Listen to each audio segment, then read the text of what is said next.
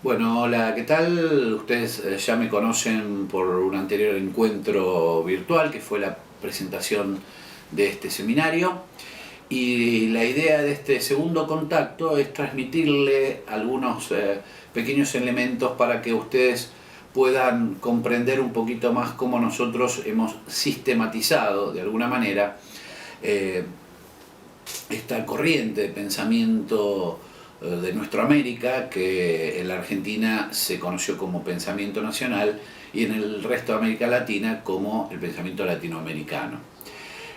Seguramente en el recorrido que ustedes hicieron por los textos encontraron algunos vocablos, algunas palabras, algunos les pueden sonar medio complejas o raras, pero de alguna manera constituyen una tentativa de poder acercarles en este breve tiempo que dura el seminario cuáles fueron los principios generales o cuál fue el norte que caracterizó a estos pensadores y pensadoras durante sobre todo el siglo XX. Y en ese sentido, estas palabras o voces que aparecen, la primera obviamente es el autoconocimiento, segunda la autorreflexión, como tercer elemento la autoestima, el cuarto elemento es la autoconciencia, la quinta autoafirmación y la última es la autodeterminación.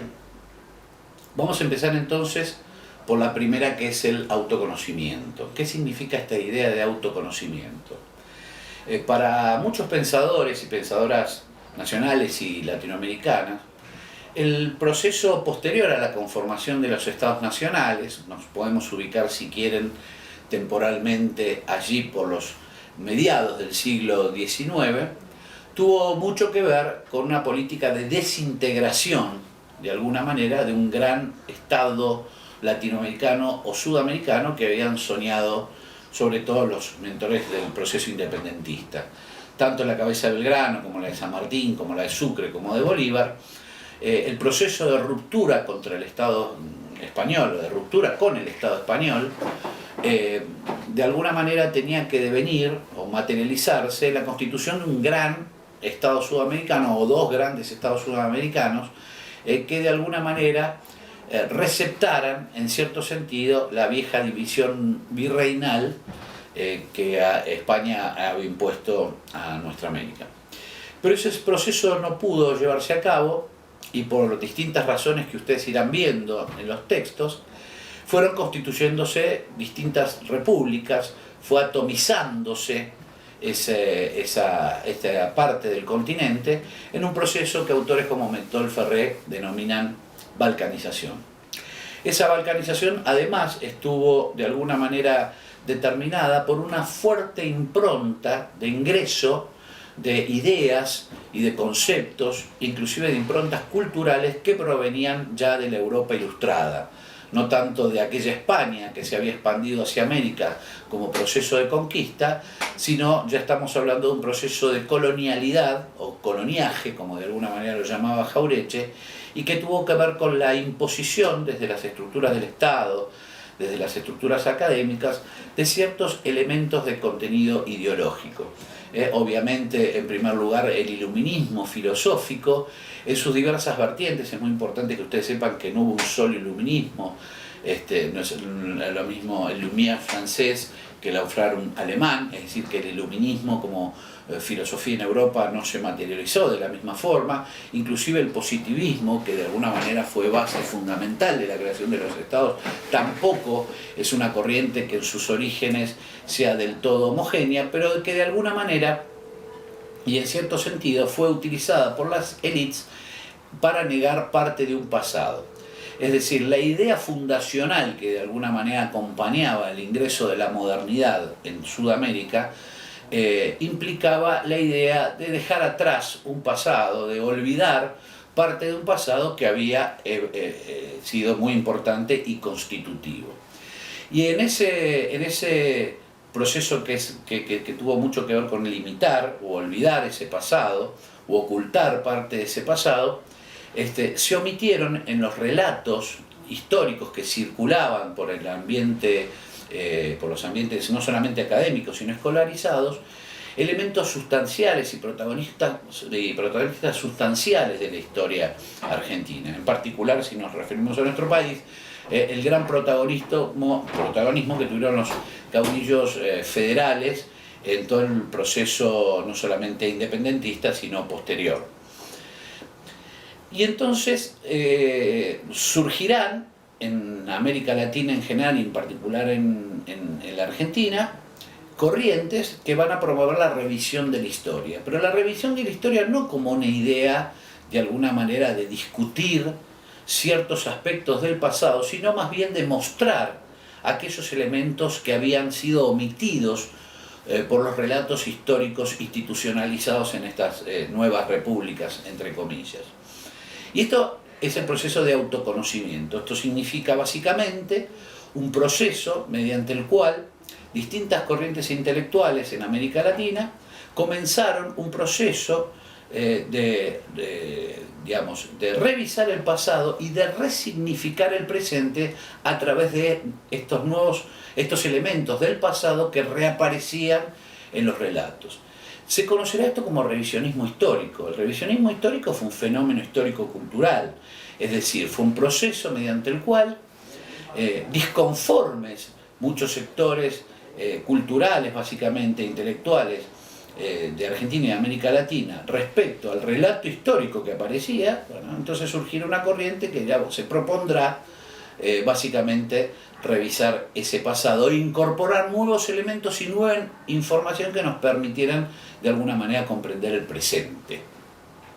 Porque para los autores y las autoras del pensamiento nacional, el pasado influye necesariamente en el presente y además determina en parte la construcción del futuro. Es decir, también hay una revalorización del pasado como constitutivo del presente y como basamento para la construcción del futuro. En ese sentido, el autoconocimiento determinará la incorporación al debate público de elementos históricos ocultos, muchas veces desnaturalizados, y eso generará un profundo debate respecto a lo que era la Argentina, de dónde venía la Argentina, de dónde venían los países del subcontinente, cuáles eran los orígenes. Y esa recuperación tuvo que ver obviamente con el mundo hispano-criollo, pero también tangencialmente con el mundo que había de alguna manera constituido el poblamiento de América antes de la llegada de Europa. Es decir, va a haber un proceso de recuperación, si queremos llamarlo así, del pasado, recuperación que va a producir nueva información y que nos va a conducir a un segundo proceso, que es el de la autorreflexión. La autorreflexión, básicamente, que usted también encontrará en los textos, ¿qué significa esto? Significa que cuando un individuo incorpora nueva información a su saber, se produce inmediatamente en su psiquis un proceso de reflexión en base a esos nuevos elementos que incorpora. Es decir, toda nueva información determina en nuestro pensar, de alguna manera, una forma de impulso hacia la reflexión. Ahora, lo denominamos autorreflexión, ¿por qué? Porque justamente el proceso anterior, el de autoconocimiento, implicaba el traer, el actualizar y el recuperar elementos que habían tenido que ver con nuestro propio pasado. Es decir, elementos que nos constituyen como sujetos individuales, pero también como sujetos colectivos. Y entonces la nueva información transmutó en autorreflexión. Y entonces aquellas categorías a partir de las cuales se interpretaba el pasado, esas categorías que habían sido implantadas según los modos de pensar de la Europa moderna, empezaron a ser puestas en cuestión. Es decir, no solamente se empezó a poner en cuestión el pasado, o el relato más bien construido sobre el pasado, sino además las categorías respecto a las cuales se abordaba el pasado. Inclusive las mismas categorías de división entre prehistoria, protohistoria, prehistoria, historia, etc. Es decir, hay un cuestionamiento hacia las categorías ya en este proceso de autorreflexión, advirtiendo que tanto el proceso de autoconocimiento como el proceso de autorreflexión no solamente nos referían a las cuestiones históricas o historiográficas, sino que el proceso de autoconocimiento y de autorreflexión también nos vinculaban a otros aspectos, a otros saberes que muchas veces eran negados. Un ejemplo de ello lo podemos constituir hoy, digamos, si actualizáramos esta cuestión de mirar al país de otra forma, en todos aquellos desarrollos originales de tipo científico en distintas áreas, es decir, en distintas áreas del saber. Este proceso de autoconocimiento y lo que luego da la matriz autorreflexiva también se orienta, digamos, al conocimiento de elementos que tuvieron que ver con la cultura, con la producción científica, con la cuestión idiomática, con la cuestión de las costumbres, con la cuestión de las organizaciones sociales. Es decir, revisar el pasado implicó también determinar que el mundo prehispánico era un mundo organizado, un mundo que practicaba ciencia, que obviamente desarrollaba cultura, que practicaba tecnología. Es decir, hay una recuperación integral de los saberes, no solamente del relato histórico, porque muchas veces se confunde esto del autoconocimiento y la autorreflexión simplemente con la cuestión histórica. Esta, de alguna manera, corriente crítica que surge con el pensamiento nacional latinoamericano va a cuestionar en parte el relato histórico, pero además va a actualizar y a reactualizar otros saberes que habían sido producidos en América, tanto en el periodo conocido como prehispánico, como en el periodo hispánico criollo, inclusive instituciones, modos de comportamiento social, inclusive estereotipos. Fíjense que hay un libro de Carlos Astrada que hablará del mito gaucho, es decir, allá por los años 30 se empezará a rever esta categoría de alguna manera sociológica que representaba el gaucho, ¿no? El mestizo, esta idea de la América mestiza. Es decir, autorreflexión y autoconocimiento, o mejor dicho, autoconocimiento, que de alguna manera impulsa la nueva reflexión, es un proceso epistemológico general. No se circunscribe solamente a la cuestión histórica. Es una mirada hacia todos los aspectos de la vida humana y de la vida social de América, y obviamente a la producción, en el caso de la autorreflexión, de categorías que permiten dar cuenta de esos fenómenos. La autorreflexión, básicamente, que usted también encontrará en los textos, ¿qué significa esto? Significa que cuando un individuo incorpora nueva información a su saber, se produce inmediatamente en su psiquis un proceso de reflexión en base a esos nuevos elementos que incorpora. Es decir, toda nueva información determina en nuestro pensar, de alguna manera, una forma de impulso hacia la reflexión.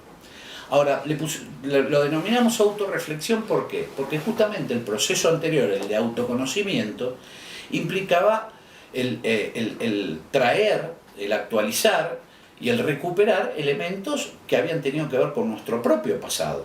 Es decir, elementos que nos constituyen como sujetos individuales, pero también como sujetos colectivos. Y entonces esa nueva información transmutó en autorreflexión. Y entonces aquellas categorías a partir de las cuales se interpretaba el pasado, esas categorías que habían sido implantadas según los modos de pensar de la Europa moderna, empezaron a ser puestas en cuestión. Es decir, no solamente se empezó a poner en cuestión el pasado, o el relato más bien construido sobre el pasado, sino además las categorías respecto a las cuales se abordaba el pasado. Inclusive mismo las mismas categorías de división entre prehistoria, protohistoria, prehistoria, historia, etc. Es decir, hay un cuestionamiento hacia las categorías ya en este proceso de autorreflexión, advirtiendo que tanto el proceso de autoconocimiento como el proceso de autorreflexión no solamente nos referían a las cuestiones históricas o historiográficas, sino que el proceso de autoconocimiento y de autorreflexión también nos vinculaban a otros aspectos, a otros saberes que muchas veces eran negados.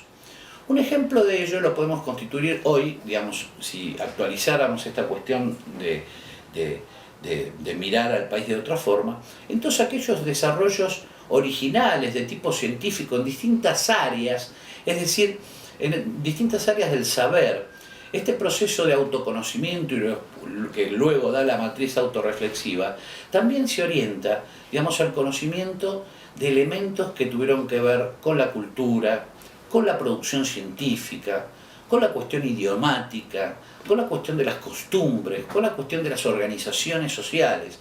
Es decir, revisar el pasado implicó también determinar que el mundo prehispánico era un mundo organizado, un mundo que practicaba ciencia, que obviamente desarrollaba cultura, que practicaba tecnología. Es decir, hay una recuperación integral de los saberes, no solamente del relato histórico, porque muchas veces se confunde esto del autoconocimiento y la autorreflexión simplemente con la cuestión histórica.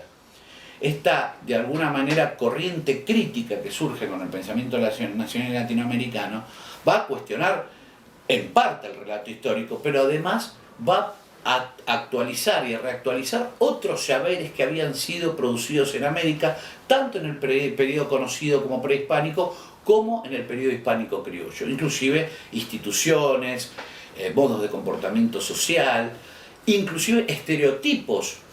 Fíjense que hay un libro de Carlos Astrada que hablará del mito gaucho, es decir, allá por los años 30 se empezará a rever esta categoría de alguna manera sociológica que representaba el gaucho, ¿no? El mestizo, esta idea de la América mestiza. Es decir, autorreflexión y autoconocimiento, o mejor dicho, autoconocimiento, que de alguna manera impulsa la nueva reflexión, es un proceso epistemológico general. No se circunscribe solamente a la cuestión histórica. Es una mirada hacia todos los aspectos de la vida humana y de la vida social de América, y obviamente a la producción, en el caso de la autorreflexión, de categorías que permiten dar cuenta de esos fenómenos. Como vimos hasta el momento, hay un primer proceso que es de autoconocimiento o de búsqueda, ¿no?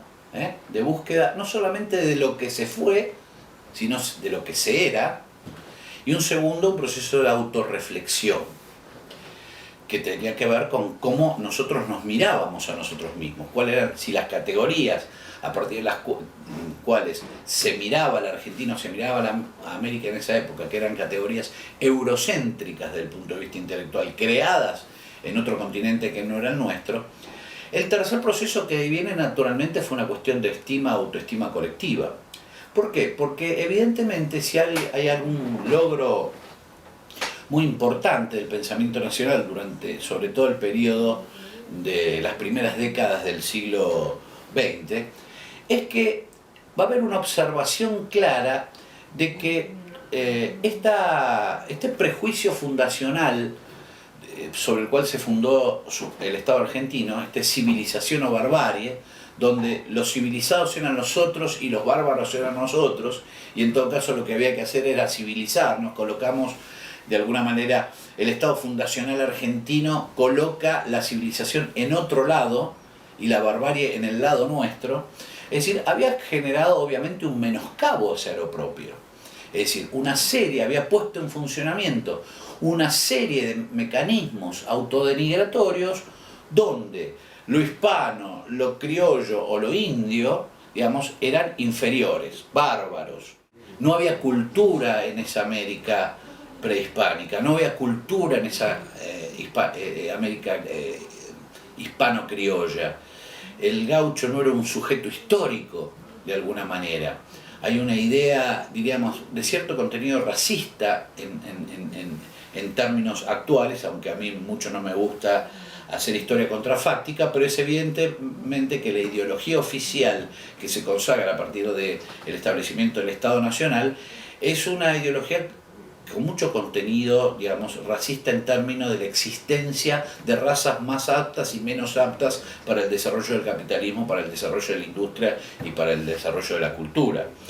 Y en ese sentido, esa idea de nuestra propia barbarie generó, de alguna manera, mecanismos autodenigratorios, como enseñaba Jauretche. Jauretche los va a llamar sonceras a estos mecanismos autodenigratorios, que de alguna manera circulaban y eran internalizados por los argentinos y argentinas desde la más tierna infancia y hacían siempre pensar que la verdad estaba afuera, que la civilización estaba afuera, que la verdad, que de alguna manera el progreso siempre venía de afuera y que nosotros mismos no éramos capaces por sí mismos de encontrar nuestro propio camino de desarrollo. Eso generará lo que también Kusch plantea en Geocultura del Hombre Americano como el miedo a ser, o el miedo a ser nosotros mismos, ¿no? Entonces, esta idea de la autoestima tiene mucho que ver con la impronta que va a sellar, digamos, la fundación del Estado argentino, y con ese debate en el que participó obviamente Domingo Faustino Sarmiento en el libro del Facundo, donde claramente, o libros como El Matadero, donde claramente lo telúrico, lo propio, lo nativo estaba asociado a la barbarie y la civilización a otro lado, es decir, poner en el otro el rol de civilizador. Y este proceso de denuncia que en el cual Jauretche va a ser un protagonista esencial, y ahí tiene el libro Manual de Sonceras Criollas o Manual de Sonceras Argentinas, donde él va a denunciar, señores, acá existen mecanismos autodenigratorios de tipo colectivo, y esto lo pueden ver permanentemente hoy en los medios de comunicación. Si permanentemente aparecen que los argentinos estamos primeros en el ranking de consumo de paco, de tráfico de cocaína, de ineficacia estatal, de corrupción. Es decir, hay una idea, digamos, que todavía circula, una idea obviamente acrítica, donde evidentemente hay muchos sectores de la sociedad que colocan de alguna manera las debilidades por sobre las fortalezas, y haciendo hincapié en las debilidades, los mecanismos autodenigratorios de alguna manera se reproducen con mucha facilidad, inclusive adquieren cierta, entre comillas, popularidad. Y este nuevo camino, esta nueva denuncia, esta nueva A que aparece, ¿no?, la de autoestima, nos va a conducir luego a una cuarta etapa, o una cuarta fase, y esto tienen que entenderlo muy bien. Esta sucesión de A no es una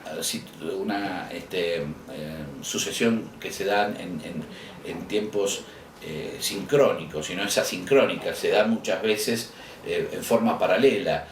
La construcción que yo estoy haciendo aquí desde el punto de vista de tratar de explicarle esta regla mnemotécnica que en definitiva señala la existencia de 6A que aparecen ustedes en los textos, lo que indica claramente que estos fenómenos no se fueron dando en forma correlativa, sino más bien en forma paralela.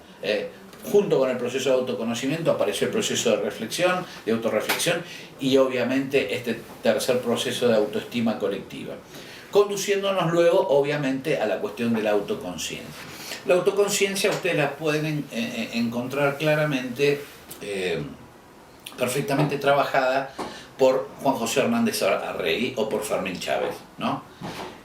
La formación de la conciencia nacional, que es el libro de Juan José Hernández Arregui, la recuperación de la conciencia nacional, que ustedes seguramente lo verán porque dentro de la bibliografía obligatoria está el libro de Fermín Chávez, que contiene esta idea de la conciencia nacional. ¿Esto qué significa? Que, digamos, esta nueva información que nos trajo aparejada esta masa crítica de autores y autores que se cuestionaban no solamente el pasado histórico de América, sino el pasado cultural, el pasado tecnológico, el pasado intelectual de Hispanoamérica.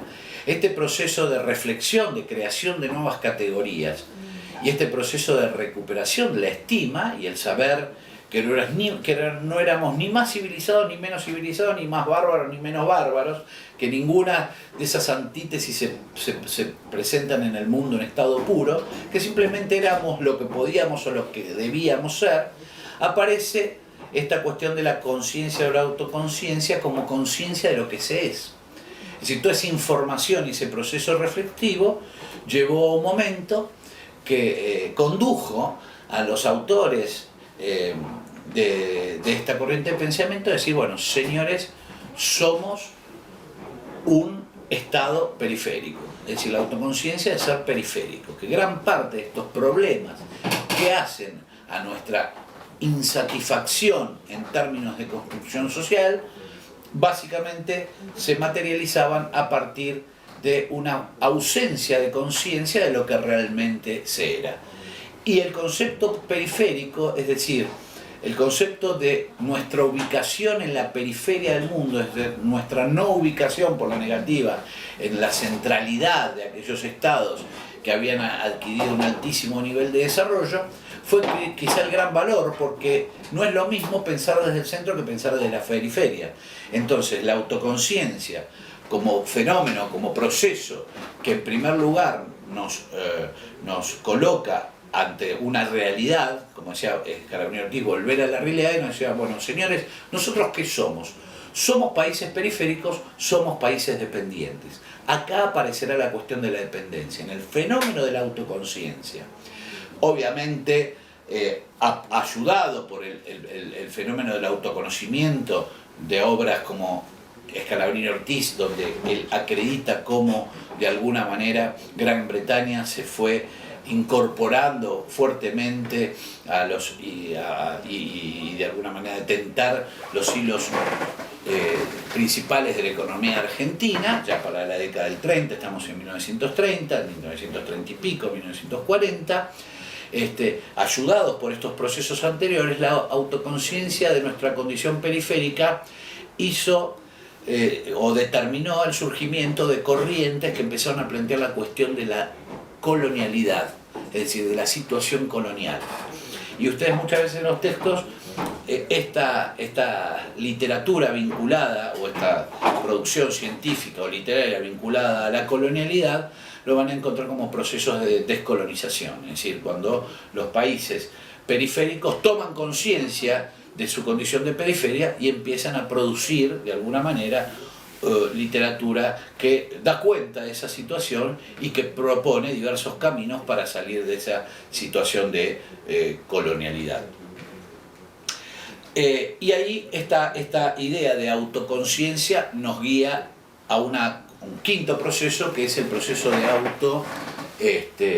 autoafirmación. La autoafirmación significa, es un poco, sí, y está así consecuencia de los otros, de todos los otros. Es decir, ¿quiénes somos? Somos los indios, somos los hispanos, somos los mestizos, somos los inmigrantes, somos el gaucho relegado, somos el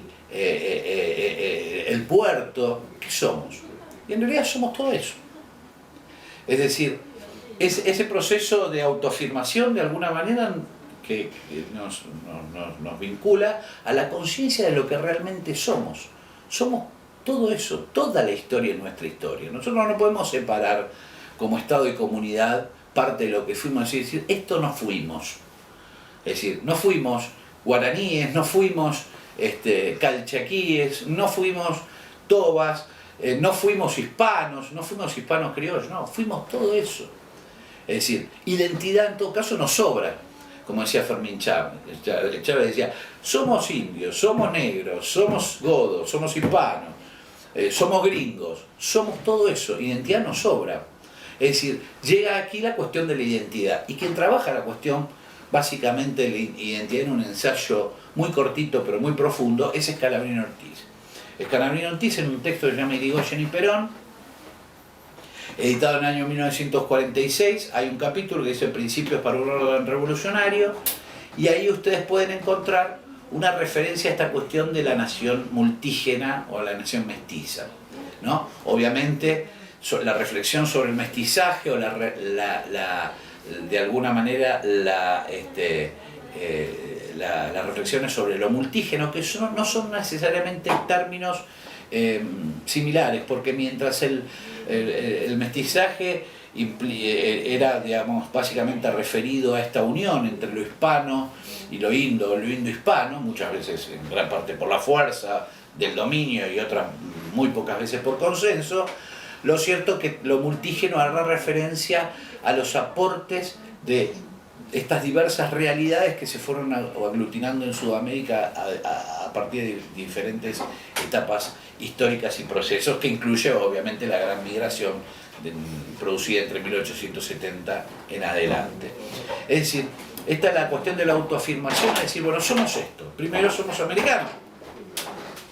Somos americanos. Todos somos originarios. Todos, vos, yo, todos los que nacimos en Argentina somos originarios de Argentina. Es decir, somos americanos. Y aparte de ser americanos, somos parte de lo que fuimos, está en parte de nosotros. Somos todo, no somos una parte. No podemos seleccionar una parte de lo que fuimos.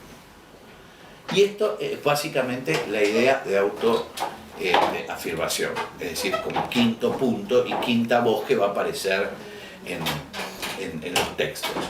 Ustedes, como saben, trabajan sobre textos que nosotros fuimos elaborando en base a este seminario que empieza a recorrer su camino.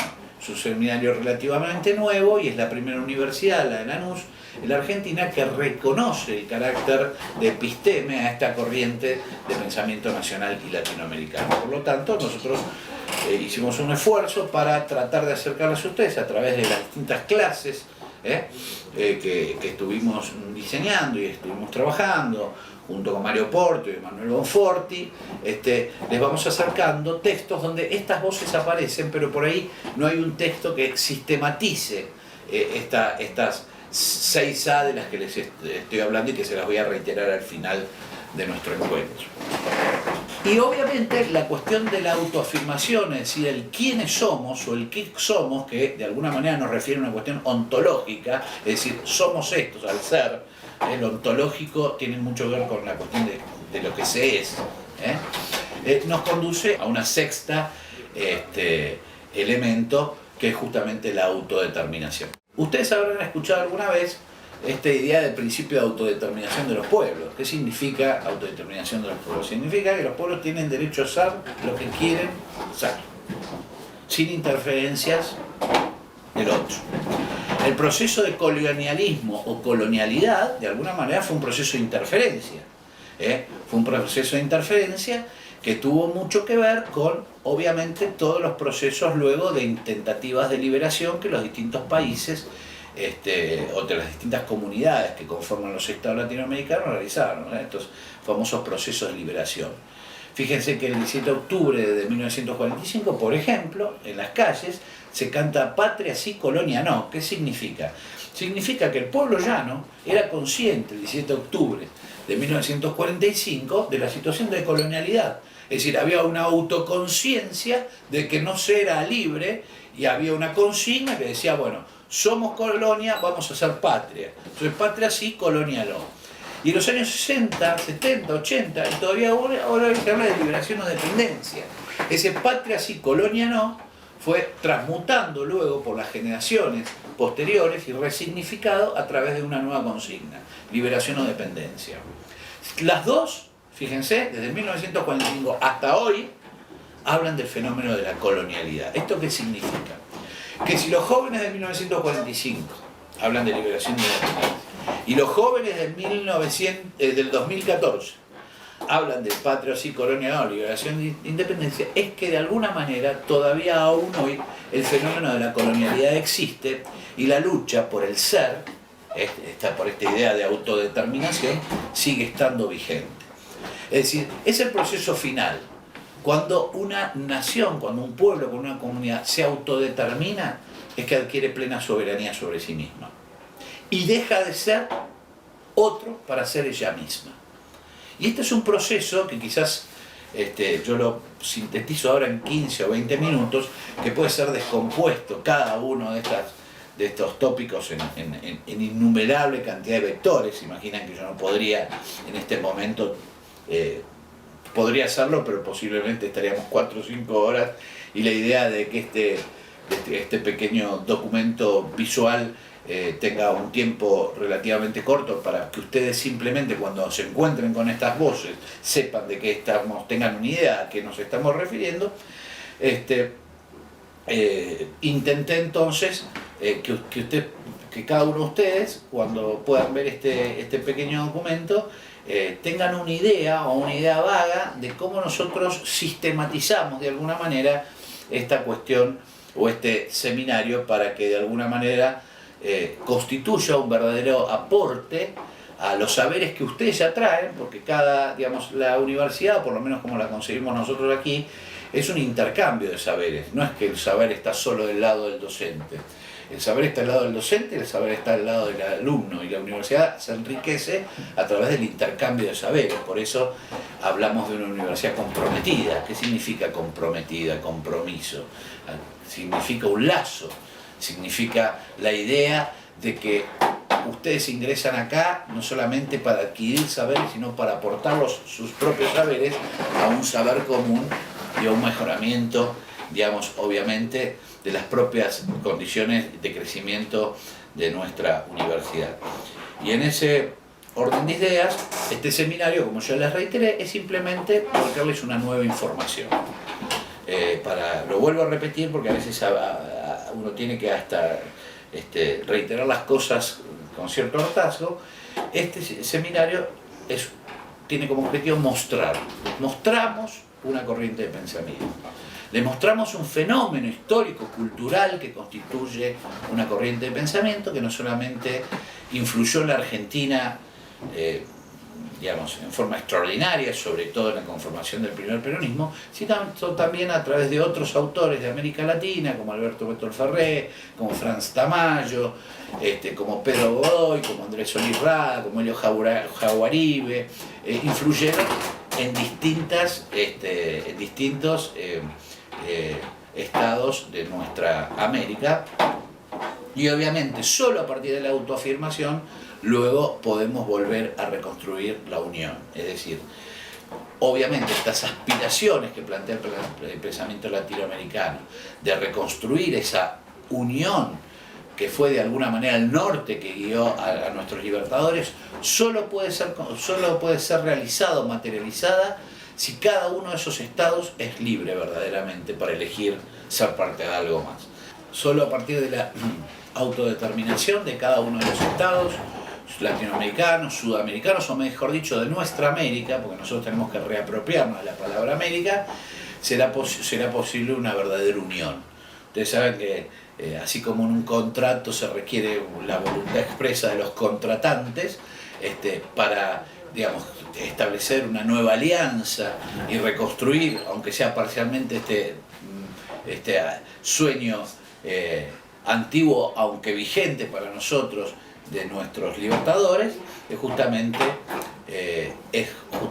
la autodeterminación la condición necesaria para que eso así suceda. Antes de concluir, simplemente recordar que nosotros de alguna manera recurrimos a esta regla de las 6A para que los ayude a ustedes a digamos, fijar algunos conceptos a través de vocablos. Cuando nosotros éramos chicos, ellos lo llamaban regla mnemotécnica, de alguna manera, que era una forma a partir de las cuales nosotros, a combinación de vocablos, podíamos realizar ecuaciones matemáticas o recordar algunos procesos históricos, ¿no? Los profesores de aquellos tiempos recurrían mucho a las reglas mnemotécnicas. Esto no es una regla mnemotécnica, pero sí es una selección de vocablos que nos permitió a nosotros dar cuenta de este fenómeno. Entonces yo lo voy a recordar, ¿no? Que es autoconocimiento, autorreflexión, autoestima, autoconciencia, autoafirmación y autodeterminación. Bueno, nos encontraremos entonces seguramente al concluir el seminario con un nuevo encuentro virtual para de alguna manera redondear algunas conclusiones de lo que ustedes pudieron ver durante la cursada. Muchas gracias por su tiempo.